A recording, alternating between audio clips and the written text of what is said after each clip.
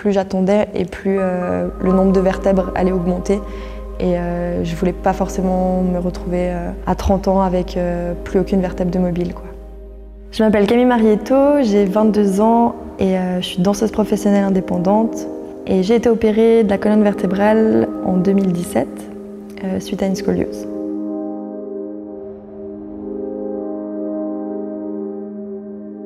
Une scoliose, à la base, c'est juste une malformation de la colonne vertébrale. Chaque humain a une légère scoliose. Maintenant, le degré d'intensité de la scoliose, il va se calculer en degrés, du coup. La mienne, elle était de 42 degrés, ce qui veut dire que l'opération était obligatoire. Je me suis fait opérer en 2017, donc il y a 6 ans, et ils m'ont redressé la colonne vertébrale et ils m'ont bloqué 9 vertèbres en tout.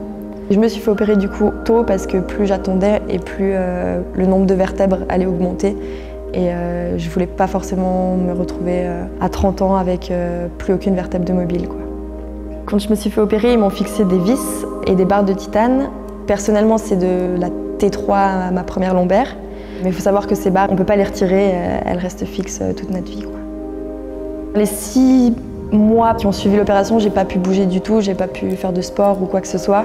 Je me suis retrouvée un peu du jour au lendemain avec un nouveau corps, pas du tout à moi, bloquée dans une sorte de carré. Je pouvais pas me faire de torsion, je pouvais pas me baisser, ramasser quelque chose. C'était devenu extrêmement difficile et du coup j'ai dû reprendre possession en fait de mon nouveau corps qui était totalement différent d'avant. Moi à la base je viens de la gymnastique rythmique, j'en ai fait pendant 10 ans en élite et j'ai eu la chance d'avoir une professeure de gym incroyable qui est une ancienne danseuse qui m'a transmis en fait sa passion pour la danse contemporaine. Et en fait au terme de ma carrière de gymnaste, j'avais déjà un peu l'idée d'aller dans la danse mais plutôt dans la danse classique. J'avais auditionné à Rue de Rabéjart, j'avais été prise. Mon plan de vie était lancé entre guillemets dans la danse classique jusqu'au jour où j'ai appris que j'allais me faire opérer et où du coup les plombs se sont un peu tous effondrés et j'ai dû un peu me réorienter et c'est là que j'ai découvert vraiment, que je suis entrée dans le monde de la danse contemporaine.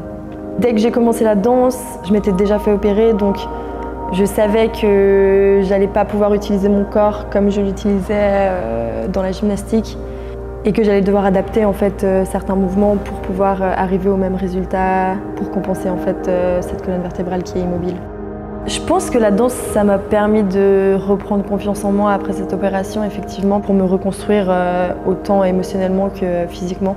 Et je pense que le plus compliqué, c'est de gérer la frustration, de savoir de quoi on est capable avant et de savoir que maintenant, c'est plus possible. Et en fait, la danse m'a permis de passer au-dessus de ça et quand j'avais des moments de doute, par exemple, en dansant, j'ai des preuves en fait que mes doutes partent. Pour moi, la vraie vie, c'est parfois sport, mais je pense que le plus important, c'est de savoir réagir face aux obstacles.